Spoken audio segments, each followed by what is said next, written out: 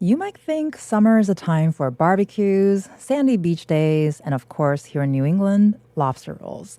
But on Where We Live, we say summer is a time for reading, especially for the young reader in your house. You can find local reading challenges for all ages, and there are way too many to list here, so feel free to check out your library to learn more. This is Where We Live from Connecticut Public Radio. I'm Katherine Shen. Today, it's our annual Young Adult and Kids Literature Show. We'll share our favorite books for young readers, and of course, as usual, we want to hear from you. Email us at wherewelive@ctpublic.org and shout out your favorite YA book, and we'll share it on air. Up first, the Library of Congress is home to over or not just 20 million books, manuscripts, and archival materials. This includes a lot of children's books, more than 500,000 to be exact. Hannah Freece is an author and editor with the publishing office at the Library of Congress. She's the author of Tell Me a Story, fantastic children's books from the Library of Congress. Hannah, welcome to Where We Live. Thank you so much for having me. So tell us, how did this project get started? Where did you get the idea to write a book about books in the Library of Congress? Yeah, that's a great question. I had the wonderful experience of working with a scholar who had been at the library working on this project for many years on the history of how Japan was depicted in American children's books and sort of how it changed over time. And this had been the scholar Sibylla Yagush. This had been a wonderful culmination of her career and research. And it was a very academic work, but working with her exposed me to the library's children's book collections and the rare and unique materials we have, as well as the sort of familiar classics. And it sort of inspired me to see the opportunity for a more general audience work that would just be an introduction into the library's collections. So I can't really begin to imagine how you were able to sort of distill a large collection.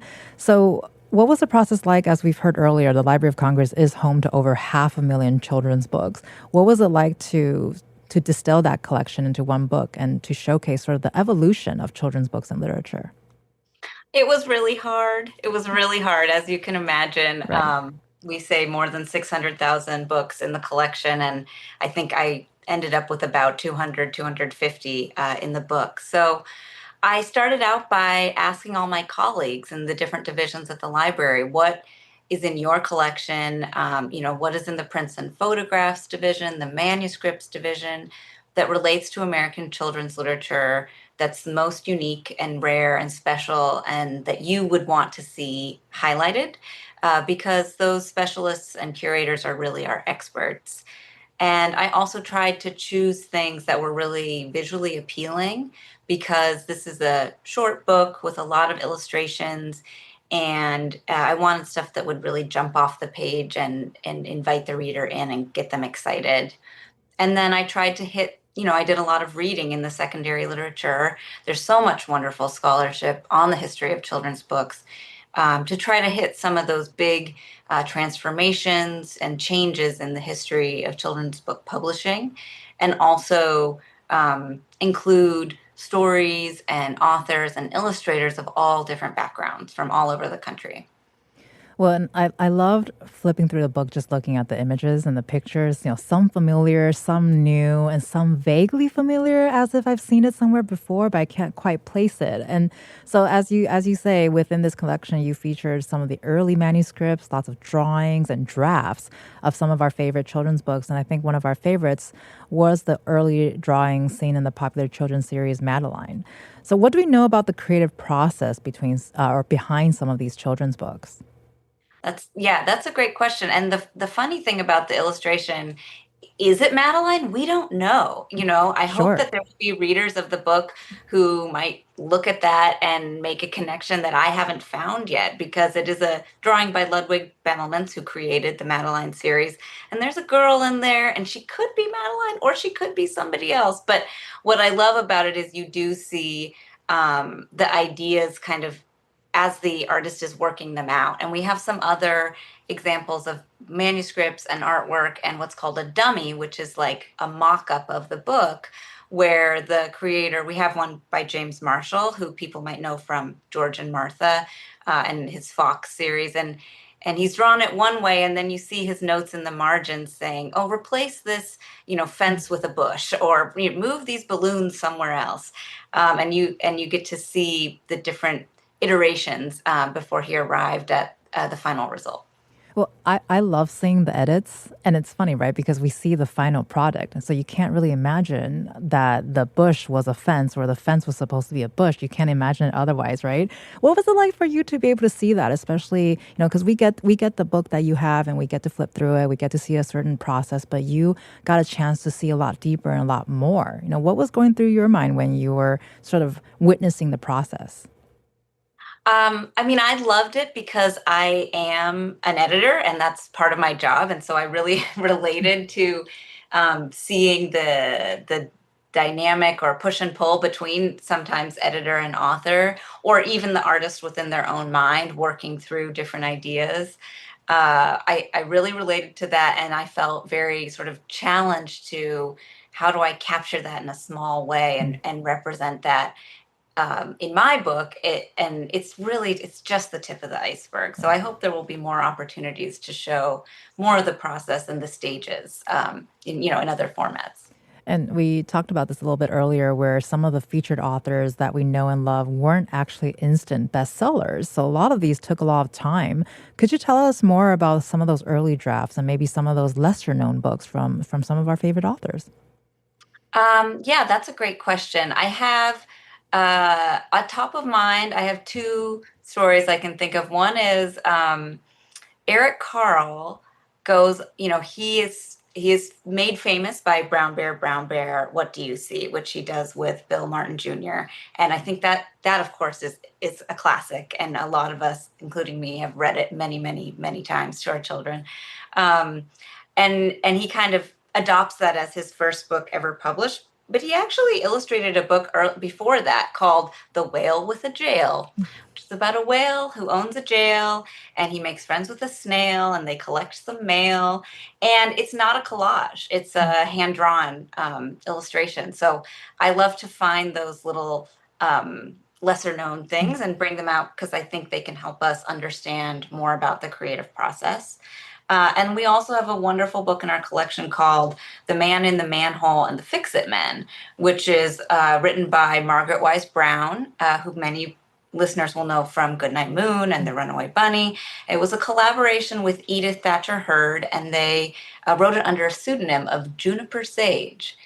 And this is another one that I haven't figured out why that is, but it's a very funny story about all of the fix-it men in our world and the jobs that they do. I mean, they're all men because this was 1946, so there is that. But they're fixing the roads, the telephone wires, the sewer lines, painting houses, and it's a very delightful story. Well, and we've been talking a lot about imagery and illustrations and artwork in what we know as a part of children's books today, but they actually weren't really a part of them before. And of course, with technology involved, also things that we're familiar with, like pop-ups or adding texture to pages. So none of them really existed. So when did those elements actually become part of children's literature? That's a great question. And I think it is important because when we're talking about the history of children's books, what you and I think of as children's books, what we see in bookstores and libraries, that is a pretty recent phenomenon, like only really in the late 19th and early 20th century. And it has both to do with the changes in printing technology, like you mentioned, like color printing becomes less expensive. It's something people can do more easily. Our early books have just black and white wood engravings, and they're usually pretty small because wood engravings were created using the end of the wood grain. And so you had a small block to work with.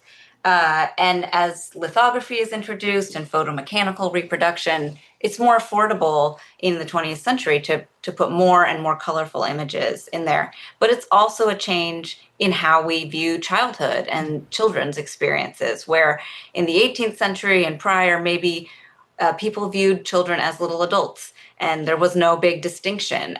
In the 19th century and turn of the 20th, you have a change in sort of values of childhood as a time of innocence and where the young mind can be shaped, and it's a time to really be invested in, that you would manufacture and publish and buy a beautiful illustrated book for your child. Well, you mentioned sort of the idea of childhood has changed, and that makes me wonder because it was really fun to read about those books in history that actually was first written by or for an adult audience, but Mm. it was really children that gravitated towards them. And then one comes to mind for me is Robinson Crusoe, which Hmm. I read as an adult, and I can't imagine me being able to understand really too much about it as a kid, besides the sort of adventurous aspect of it. So, what comes to mind? What comes to your mind when we're thinking about books that were first written for adults, but children really ended up loving them? Yes, I think for me it's Little Women because that's one that I read as a young child and loved. And books like that in the 19th century, that's a novel. It's long. It was written as much for an adult audience as anybody else. The genre of sort of YA literature didn't exist in the way that we're familiar with, but it is such a story of coming of age. And I think the reason, that book in particular is so enduring is because Louisa May Alcott really gets at some universal and emotional experiences about growing up that can transcend a little bit the specific time in which it was written. And so it's people who are going through those same life experience who connect to it so much. And those are sometimes younger audiences than the author maybe imagined. Right. And we talk a lot about change too, and lots of change since the 18th century. And so, when putting together this book, there were books that you chose deliberately to leave out. And this includes leaving out some of those books that may have some offensive depictions of marginalized groups. Can you describe the decision to acknowledge this in your book without featuring those illustrations? Yes, and I thought a lot about this because in the history of children's book publishing, as in the history of all publishing in the United States, there are some very problematic depictions, especially of marginalized groups and minorities.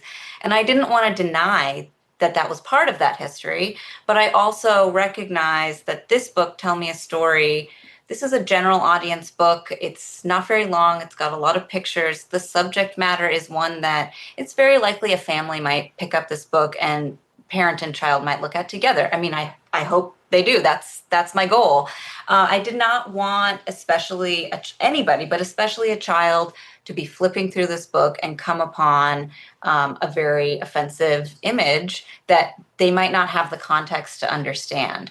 So I tried to address this history in my writing, but without showing it in a way that somebody could just happen upon without really the right preparation to understand it.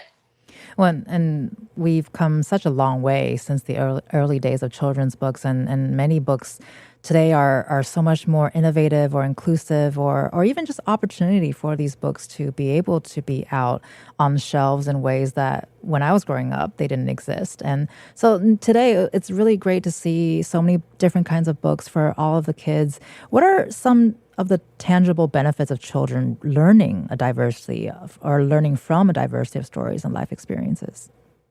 I think it's the same benefits that we have as adults, which is, one of the best ways to develop empathy for people who have had experiences different from you is reading about them in literature.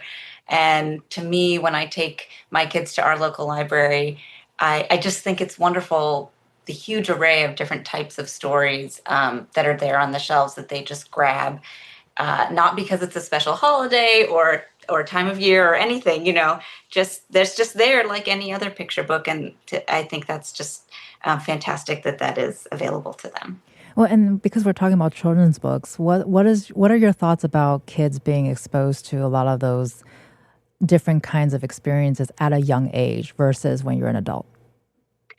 Well, I think it depends on the kid and it depends on the specific book. And, parents and teachers and librarians, they know the kids that they work with the best and can help make those decisions in a thoughtful way. I know I remember being so disturbed by an American Girl book that I read as a child, about the experience of an enslaved girl, Addie, just because it was so upsetting. But that was a visceral reaction that I had and that I remember to this day, and helped, maybe I wish I had an adult to talk to more about it. But I'm glad I had the experience of reading about it, because I could relate to something painful in this country's history that was another child's experience. Well, and sort of building on that, how do we strike a balance between encouraging kids to read those books that we know have important life lessons versus letting kids take the lead in choosing what they read? Like, I remember my parents chose a lot of books that I was reading, but they also let me kind of just go free will and grab whatever I can see at the library. And I don't remember them stopping me from doing that. I mean, I think the mix is, again, that's probably very child specific and parent specific. But Sure. in my family, I mean, I choose.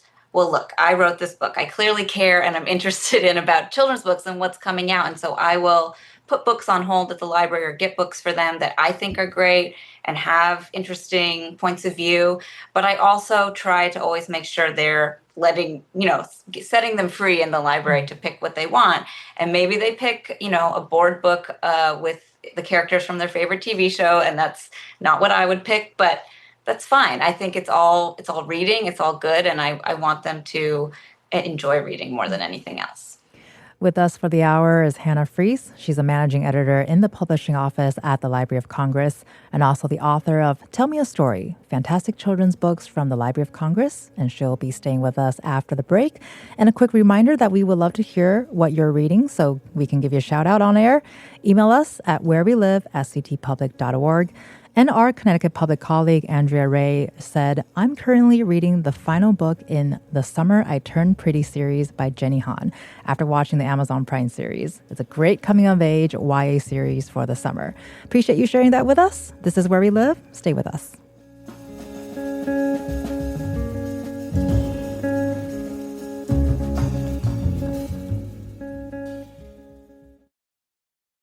This is Where We Live from Connecticut Public Radio. I'm Catherine Shen. Got a favorite kids or young adult read that you're obsessed with? Or maybe something that the young reader in your household is currently loving? Our lead social media editor, Francesca Fontanez, says Encyclopedia Brown is always my number one pick. And my own is Frog and Toad, which is breaking news to everyone. So today is our annual summer reading show. Joining us now is Kim Powe, who's a children and YA consultant for the Connecticut State Library. Kim, welcome back to Where We Live. Thank you. I'm always happy to be here. So before we get into all things summer reading, you were listening to the conversation we were having with Hannah Freece, who's with the Library of Congress earlier. What are some thoughts? I agree a lot with Hannah. I think when I think about sort of what my parents let me do when I was reading, they were very live and let live, right? So whatever I picked up, whatever I found, they were fans of. Some of the things my parents read with me, my mom was just as much a fan of Babysitter's Club as I was. I think if anything, they tried to add to my reading. So similar to parents now, they'd be like, read something to teach you something, read something where you can learn something, which I didn't always want to do. But I feel very lucky that that's how I grew up. But I think that's part of the joy of libraries, right? Like public libraries in particular, is that a little bit of everything is there, right? So everyone's going to find something within their comfort level, whether it's families who let their kids just like run around and pick up whatever, or whether it's families who understand their child and sort of what they are ready for and what they aren't ready for, and they'll find those on the shelf as well. So I'm team library all the way. And I think that part of the benefit of them is that there is something for everyone of all age and all level of like reading readiness. Well, I think it's safe to say that we are all collectively team library on this team here. And so we mentioned that there's a lot of summer reading challenges happening for kids here in Connecticut. So are there any top of mind that you want to shout out or just give us an idea of what that looks like?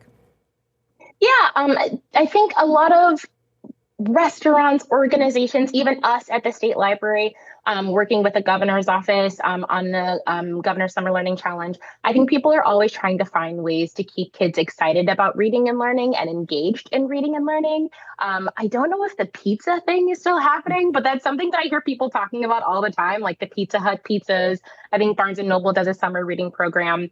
And as someone who is not always a competitive person, but competitive in certain ways and shapes, I think it's fine, right, to come up with little fun ways to get kids to read and to keep them engaged and motivated, and sometimes have a visual representation of their reading progress, either individually or maybe as a town, as many public libraries do. And I think it's a really fun way to kind of keep the reading going and keep the learning going, because I think it's really important to recognize that some kids read and learn and participate in these things in different ways. Well, I think reading and some sort of snack kind of go hand in hand. So it makes sense to me that that would be a great incentive. And so earlier we were talking with Hannah about so many, or there are a lot of changes that's been happening with children's literature. And of course, you're sort of at the forefront of it. What are some of your favorite genres and trends that are happening in kids lit right now that you're really into? It seems like we're seeing a lot more independent authors and graphic novels and a lot of fantasy, which is really fun. Yeah, we're seeing a lot of books right now that I think what's happening is I think the books are changing with the children and the children are changing with society. So I think one of the things that we've seen kind of in all books for the particularly like late elementary, middle grade, young adult age group is the books are talking about, right, identity, puberty, we call them coming of age. And I think some of the changes that have been happening is that those concepts are adjusting with the world, right? So when I was growing up in the late 80s and 90s, it was very now and then, like the TV show, right? Bike riding, drinking out of people's water hoses. You don't even know whose house you're at, that kind of thing. But now we've got social media, right? We're paying attention to what someone looks like in a different way than we did in the 90s. And I think the books are reflecting that. But I think that's a good thing, even though I think at first glance it can be jarring and scary. One of my favorite thing about books and some of these trends that come up is that it gives you an opportunity to experience something in as safe of a space as possible. So kind of like what Hannah was saying about reading the book about Addie. And I remember reading that as well. I think having these books that talk about growing up, that talk about the impacts of social media, that talks about just kind of what it's like to be a child in the 21st century is a helpful thing. It allows people to realize, or kids and readers to realize, that you're not the only one dealing with this. This is not unusual. You are not strange. And then allow them to sort of process that information as it comes along. And we're seeing that even in like baby books or like younger books, right? Talking about self-regulation and feeling big feelings and, how to deal with them, and that it's okay. Let's just think about how we are reacting to those big feelings and the choices that we make. And I love seeing that in books. Well, I actually can taste the hose water as you were mentioning that. But I will say, I know the house that it came from. It's my parents'. So, I but just grabbed a hose. no, absolutely. And Hannah, well, curious to hear what you think too, because earlier we were talking a lot about the past and also sort of how it progressed to the present. What are your thoughts about this idea that, or not idea because it is happening, but kids are sort of changing the landscape of how we view children's literature and how they're also adapting to society today? Yeah, I think I do get a little, I sometimes feel like my expertise is the past and not the present. And as a parent, I'm just figuring it out along with everybody Sure. else. But I have enjoyed really the sort of ascendance of the graphic novel, and especially these books that I think are kind of in between a picture book and graphic novel. My kids have really loved them, and even my kids are 6 and almost 3, and even the younger one who cannot read will pick up these books and spend time pouring through them, because I think they are all visual learners, even, I mean, maybe more so than we were when we were growing up, just because of media, just like Kim was saying. Right. And I love I love reading children's literature or middle grade or YA as an adult because it allows me an insight into how kids are growing up today since I obviously don't have that experience and it's pretty mind blowing. Every once in a while I'm like, oh, that's a thing. I'm really glad I have that knowledge now.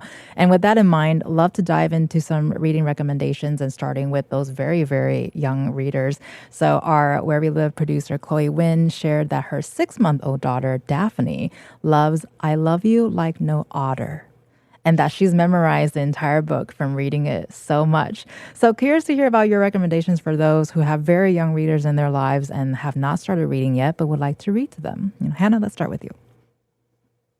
Yes, and again, I'm speaking here mostly as a parent and a reader rather than on behalf of the library. But I think some of the books that my sons love, one of the most recent one we've been reading on repeat is Sato the Rabbit by Yuki Enoya. And this was, it's a Japanese book that was translated into English and published in 2021 about the very sort of imaginative, almost surreal world that this child goes into dressed as a rabbit, and he's making a pond with a hose, and then he's swimming in it in his watermelon boat, and he's playing with shape and scale, and it's really imaginative and creative.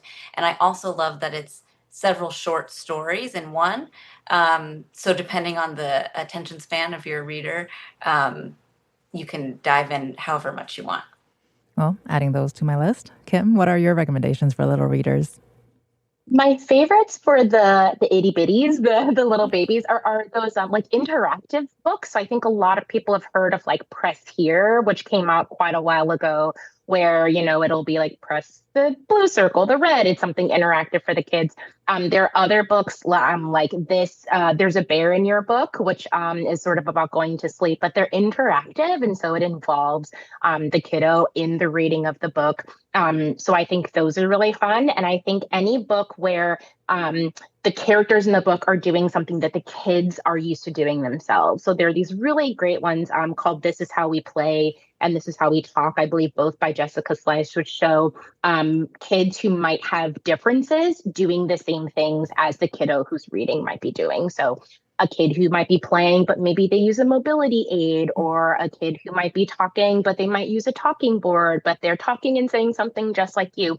I think those books are really fun for kids because they can draw the parallels and the connections to things that they are doing or have done. And that makes it a much, just like a super fun experience. Well, getting into the little older kids, elementary school is really when the foundation of reading is set for many, many children. And Danny Doncel, our Connecticut Public Latino Communities reporter, told us that she just finished Willowdean by Catherine Applegate this weekend. Such a fantastic book. Also, The Wild Robot is another favorite of Danny's.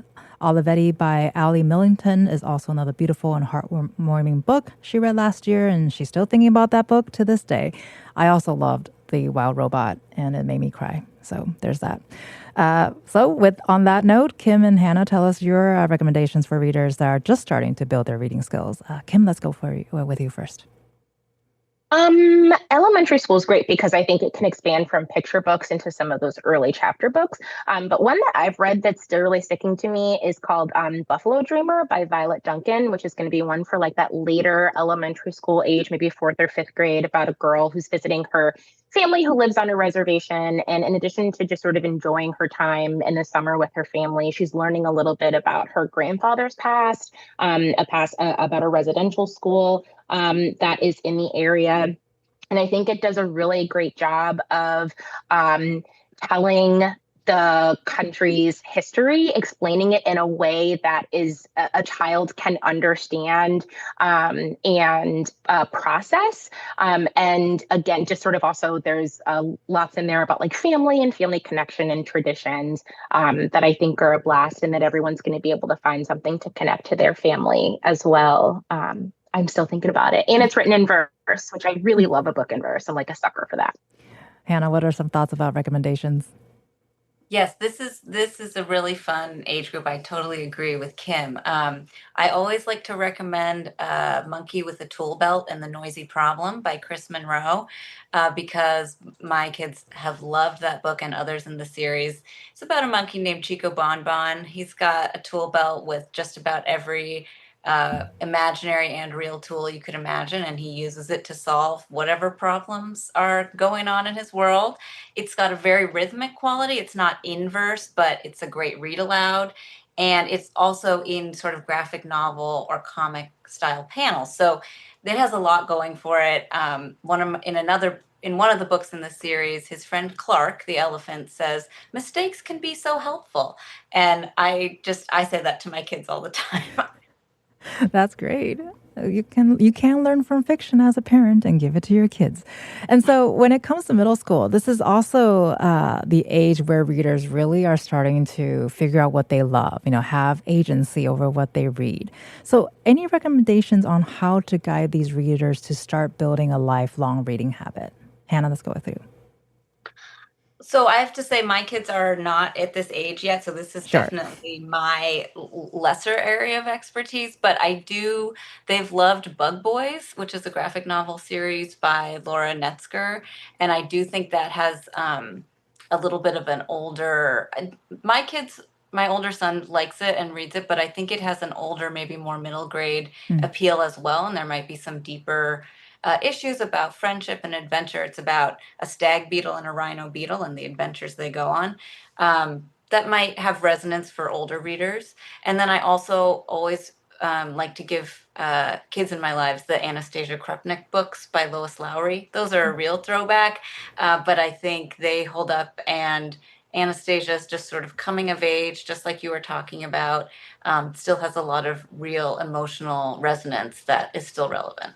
Well, and actually, as you were mentioning the callback, I just remembered one of my favorite series growing up. I think this is a bit like children's book still, called Mrs. Piggle Wiggle by Betty McDonald. Oh, yes. And I have some pretty clear memories of some of the stories, but I remember this is a series of stories that actually made doing chores kind of fun. And as I'm saying that now, I'm starting to realize if it's a trap from my parents. So as I digest that, Kim, what are your recommendations for our middle school kids? Yeah, I'm sort of sliding back into talking about the graphic novels and the visual learner aspect of literature that we were talking about. There's a really amazing book called Donatella Hamachi and the Library Avengers by Kim Chi.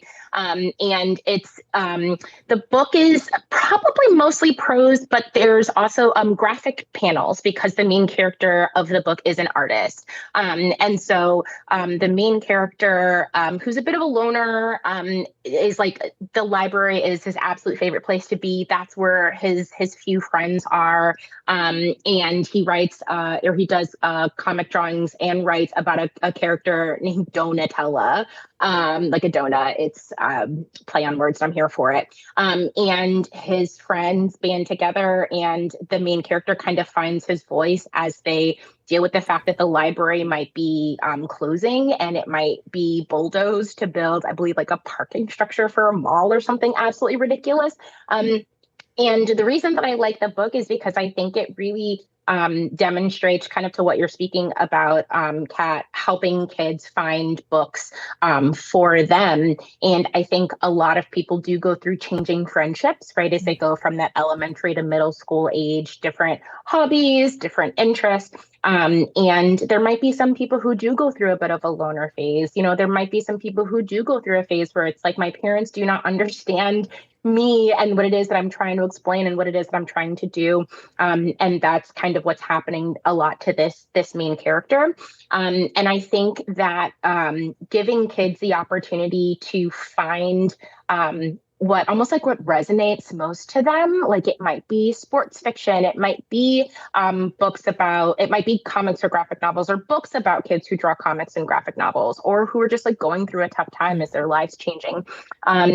And I think giving them ownership, obviously within the confines of what is sort of allowed within someone's household to find those things, is really going to go far into building some of those reading habits. Because unfortunately, right, like school has curriculum sometimes, and sometimes you've got to read like Moby Dick and you don't want to, but like you have to because there's going to be a test.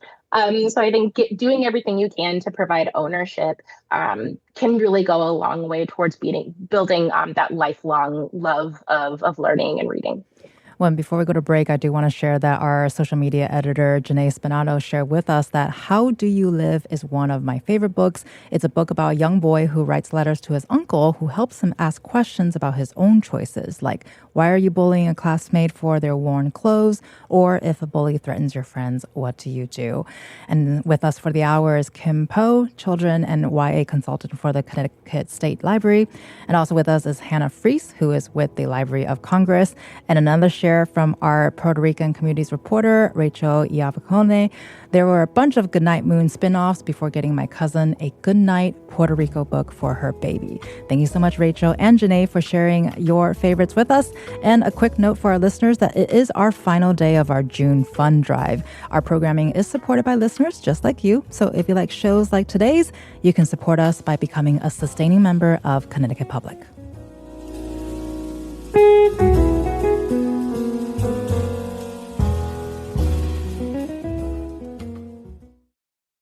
This is Where We Live from Connecticut Public Radio. I'm Catherine Shen.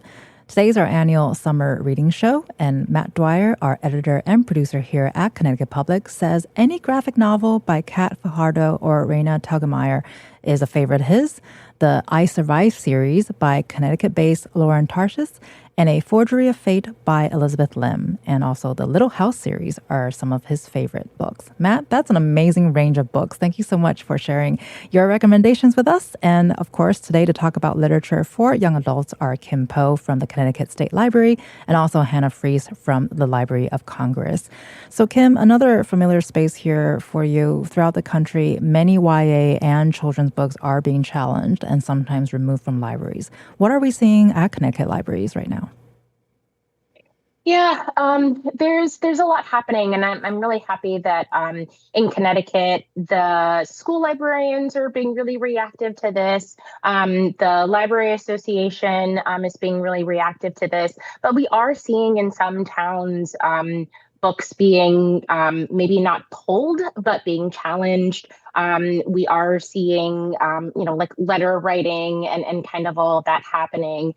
And what makes me really happy is that here in the state of Connecticut, a while back, there was some work done to establish a bill to help protect some libraries from this, or at the very least, like establish a very concrete process for the challenge process, and to solidify it amongst all of the libraries as far as having a library card, having read the entire works to kind of delete some of the possibility of some of that just sort of like mass challenging, which I think can actually go pretty far for some of the folks who are concerned about these books, right? So instead of reading like a passage or a page, take a step back and read it from beginning to end and see, what's actually happening in the full context of the book. So, I think a lot of conversations around book banning are happening around schools or, certain Midwestern or Southern states, but there's work to do here in Connecticut as well. And it's definitely something to pay attention to.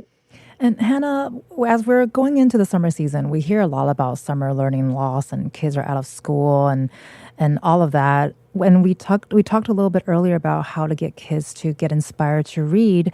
Do you have any additional ideas on how to sort of build and strengthen literacy skills over this season where it's really easy to get distracted? Yeah, I have a few ideas to share. I think one thing we talked earlier about the summer reading challenges, and I do think for some kids those are really terrific and motivating, and there's a competitiveness or a prize or whatever it is that comes with. That's great, but for some kids that's a real turnoff because they're not going to win. It depends on the child, and parents and teachers will know their kids the best. So I think sometimes taking the pressure off is the best way to let the sort of reading for pleasure really develop. And to me, that's about bringing kids into the library or the bookstore and letting them make some choices along with the choices that you want to make as the parent, and not looking at it in sort of a day by day way.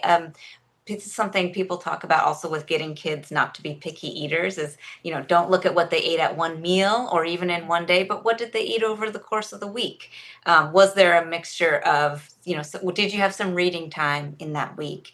And really think about summer as a time for reading for pleasure as opposed to taking on the responsibility of real, literacy, which they will get in school. Right. I know once you're, go for it.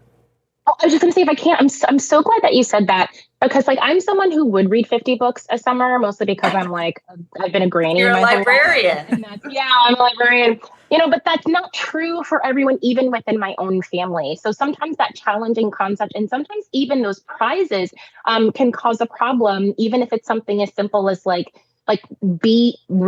to bead is a big thing. You read a book or 10 pages or whatever, you get a bead. And it can be hard, I think, for some kids to look at their like empty keychain or less full keychain next to someone's who's just like really full. And so I think those are some of the traditions within libraries that I think are worth thinking about, right? Not to eliminate them, because I think like you said, there are some kids who thrive on that. I would have been a kid who just was ready to go all in, but we don't accidentally want to cause harm with some kids while we're elevating others. And yeah, sort of allowing them to sort of, be able to choose some of those things that they want is really helpful. And the way that we're organizing the summer reading challenge that we're calling the summer learning challenge, because it's not just reading, it's learning and doing, is that the challenge, quote unquote, is amongst yourself, right? It's like, do 4 things, right? Like read something, do something. And it's between you. It's between you, yourself, and your little circle, your bubble of summer happy. And I think there's something very equalizing about that. Well, thank you so much for joining us on our Summer Circle of Happy. You've been listening to Kim Powe, who is the Children and YA Consultant for the Connecticut State Library. Thanks, Kim, for being on the show again with us. Thank you. And also Hannah Freece, who is with the Library of Congress, and her book is Tell Me a Story. Thank you so much, Hannah, for being here. Thank you. I'm Catherine Shen. Today's show is produced by Tess Terrible. Our technical producer is Dylan Reyes. Download Where We Live anytime on your favorite podcast app, and happy reading, everyone.